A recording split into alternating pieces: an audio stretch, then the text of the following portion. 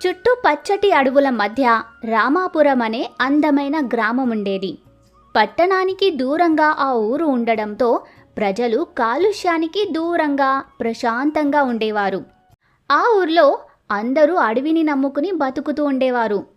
భద్రయ్య అనే కుర్రాడు అదే ఊర్లో ఉంటూ అడవి నుంచి తేనెని సేకరించి అమ్ముతూ బతుకుతూ ఉండేవాడు. ప్రతి శనివారం జరిగే సంతలో మధ్యవర్తి అయిన రంగారావు వీళ్ల దగ్గర రూపాయికి సరుకులు కొని పట్టణంలో 100 రూపాయలకి అమ్మేవాడు. ఒకరోజు భద్రయ్య తేనె తీసుకుని రంగారావు దగ్గరికి వెళ్ళాడు. అయ్యా, నమస్కారం అయ్యా. ఎన్నో ఏళ్ళ నుంచి మీకు నేను తేనె అమ్ముతున్నాను. కొంచెం డబ్బులు పెంచండి అయ్యా.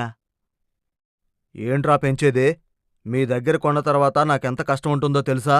నీకేం చెట్టు మీద తేనె లాగి నా మొఖాన పడేసి వెళ్ళిపోతావు. అది కాదయ్యా, అది కాదు దొరా, అది కాదు ఇది కాదు. ఇష్టం ఉంటే అమ్ము, లేకపోతే వేరే వాళ్ళ దగ్గర కొంటాను అని చాలా కోపంగా చెప్పాడు.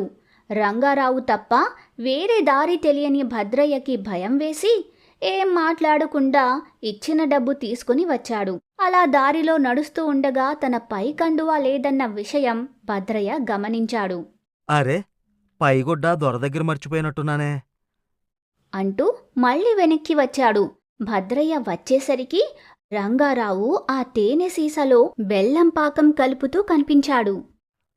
అమ్మా, నేనమ్మే తేనెని కల్తీసేసి లాభాలు చేసుకుంటున్నాడా అని భద్రయ్య మనసులో అనుకున్నాడు. ఏం మాట్లాడకుండా మౌనంగా తిరిగి వెళ్ళిపోయాడు. ఇంతలో భద్రయ్యకి సరోజ అనే అమ్మాయితో పెళ్లి చూపులు జరిగాయి. భద్రయ్య అనాథ అయినా అలవాట్లు లేకుండా సంపాదన ఉండడంతో సరోజని భద్రయ్యకి ఇవ్వడానికి ఒప్పుకున్నారు. చాలా చిన్న ఊరు కావడంతో భద్రయ్యకి పెళ్లి కుదిరిన విషయం ఊరంతా తెలిసిపోయింది. అతను ఊర్లో తిరుగుతుంటే అరుగుల మీద కూర్చున్న పెద్దోళ్ళు, ఏంట్రోయ్, పెళ్లి కుదిరిందంట కదా. పెళ్ళంటే చిన్న విషయం కాదు, చూసుకో మరి. మరే, కాపురానికి, ఇల్లు గడవడానికి, పిల్లలకి చాలా ఖర్చవుతుందిరా. బాగా సంపాదించు. ఒకరోజు భద్రయ్య ఆ ఊర్లో ఉన్న సరుకుల దుకాణం దగ్గరికి వెళ్ళాడు. అక్క, ఓ కేజీ కందిపప్పు, ఓ కేజీ చక్కెర ఇవ్వా. ఏరా భద్రయ్య, పెళ్లి కుదిరిందంట గదా. అయినా నీకేం లేరా, సంపదనా ఉంది, అందగాడివి, ఏ అమ్మాయికైనా నచ్చుతావు. అమ్మాయి వచ్చేలోపు బీరువాలు, టీవీలు కొనరా. మళ్ళీ వచ్చే అమ్మాయి నిన్ను తక్కువగా చూస్తుంది అని భద్రయ్య అడిగిన సరుకులతో పాటు అడగని ఉచిత సలహా కూడా ఇచ్చింది. ఈ మాటలన్నీ విన్న తర్వాత భద్రయ్యకి భయం మొదలైంది. బాగా డబ్బులు సంపాదించాలి, ఎలా సంపాదించాలి అని ఆలోచిస్తుంటే భద్రయ్యకి రంగారావు గుర్తొచ్చాడు. రంగారావు గారిని అడిగితే డబ్బులు పెంచడు కానీ రంగారావు గారు చేసే పని మనమెందుకు చేయకూడదు? కావాలంటే కొన్ని రోజులు కల్తీసేసి డబ్బులు సంపాదించాక ఆపేద్దాం. మనమేమైనా మంచోళ్ళని మోసం చేస్తున్నామా? మోసం చేసే రంగారావునే కదా అని మనసులో అనుకున్నాడు. తర్వాత నుంచి భద్రయ్య రోజు అడవికి వెళ్ళి తేనె సేకరించి ఇంట్లో బెల్లం పాకం కలిపేవాడు. ఒక సీసా తేనె సేకరిస్తే దాన్ని బెల్లం పాకంతో కలిపి 2 సీసాలు చేసేవాడు. ఎప్పటిలానే శనివారం జరిగే సంతలో రంగారావుకి అమ్మేవాడు. ఇలా చేస్తూ ఉండడంతో భద్రయ్యకి ఆదాయం పెరిగింది. డబ్బులు బాగా రావడంతో భద్రయ్యకి చాలా సంతోషం వేసింది. డబ్బులు బాగా రావడంతో భద్రయ్యకి అత్యాశ బాగా పెరిగిపోయింది. దాంతో కల్తీ కూడా బాగా పెరిగిపోయింది.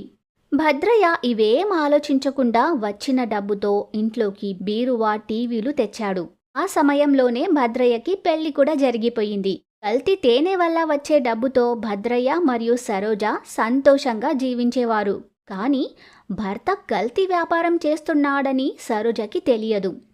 ఒకరోజు ఎప్పటిలానే భద్రయ్య అడవిలో తేనె సేకరించడానికి వెళ్ళాడు. ఇంట్లో ఒంటరిగా ఉన్న సరోజకి కడుపు నొప్పి మొదలైంది. అబ్బా, అమ్మా అంటూ చాలా బాధపడుతూ ఆ ఊరి ఆచారి దగ్గరికి వెళ్ళింది.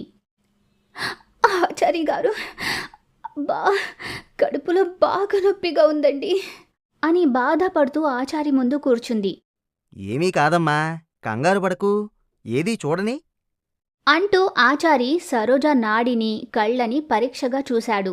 బాగా పరిశీలించి, ఏం లేదమ్మా, అజీర్తి అంతే. నేనొక పొడిస్తాను, దాన్ని స్వచ్ఛమైన తేనెలో కలుపుకుని ఆకుమీద రోజూ 4 చుక్కలు తీసుకో. ఏం కాదు. అని పొడిని ఇచ్చాడు. సరోజ ఆ పొడిని తీసుకుని ఇంటికి వచ్చి తన భర్త సేకరించిన తేనెలో కలిపి తీసుకుంది. కొద్దిసేపటికి సరోజకి కడుపు నొప్పి తీవ్రమైంది. వాంతులు మొదలయి కళ్ళు తిరిగి పడిపోయింది. రోజులానే తేనె సీసాలతో సాయంత్రం భద్రయ్య ఇంటికి చేరుకున్నాడు. ఇంట్లో అచేతనంగా పడి ఉన్న తన భార్య సరోజని చూసి భద్రయ్యకి గుండె ఆగిపోయింది. వెంటనే తన దగ్గరికి పరిగెత్తుకుంటూ వెళ్ళి సరోజా, సరోజా, సరోజా అంటూ గట్టిగా అరిచాడు. కాని సరోజ నుంచి ఎటువంటి స్పందన లేదు.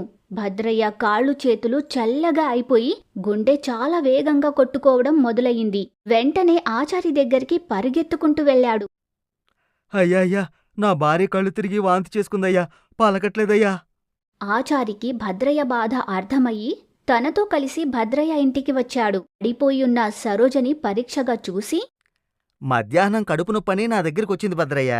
ఇంతలో ఏమైంది? మందు కూడా ఇచ్చాను. తేనెలో కలిపి తీసుకోమన్నాను. తేనెలో ఏమైనా కల్తీ ఉందా అని అడిగాడు. దాంతో అబద్ధం చెప్తే భార్య ప్రాణాలకి ప్రమాదమని గ్రహించిన భద్రయ్య ఆ అవునయ్యా, నేను తేనెలో బెల్లం పాకం కలుపుతాను అంటూ తన దగ్గర ఉన్న స్వచ్ఛమైన తేనెతో మందు కలిపి సరోజకి ఇచ్చాడు. కొద్దిసేపటికి సరోజ స్పృహలోకి వచ్చింది. ఏం పర్లేదు, త్వరలోనే కోలుకుంటుందిలే భద్రయ్య. అడవి తల్లిని నమ్ముకున్న మనం కల్తీ చేయడమేంట్రా? ఎంత పనిచేశావురా. 4 డబ్బులు వస్తుంటే ఎదుగుతున్నావనుకున్నాను. కల్తీ పనులు చేసి దిగజారిపోతావనుకోలేదు అని ముఖం మీదే చెప్పి వెళ్ళిపోయాడు. భద్రయ్య తలదించుకున్నాడు. భార్య ముఖం కూడా చూడలేక సిగ్గుపడుతూ భద్రయ్య నిలబడుకున్నాడు. మెల్లగా సరోజ భర్త దగ్గరకొచ్చింది. ఏవయ్యా, నువ్వు కల్తీ చేస్తున్నావా అనగానే భద్రయ్య గుండె ఎవరో రంపతో కోస్తున్నట్టు అనిపించింది. అంటే నాలాగా చాలామంది తెలియకుండా ఆ తేనెని తింటున్నారు కదా అని అడిగింది. భద్రయ్యకి ఏడుపు తన్నుకు వచ్చింది. నన్ను క్షమించు సరోజా అంటూ గుండెలు అలిసిపోయేలా ఏడ్చాడు. ఆ తర్వాత నుంచి భద్రయ్య తేనె సేకరించి రంగారావుకి అమ్మకుండా స్వచ్ఛమైన తేనెని నేరుగా పట్నంలో ప్రజలకే అమ్మేవాడు. భర్తలో వచ్చిన మార్పు చూసి సరోజ చాలా సంతోషించింది.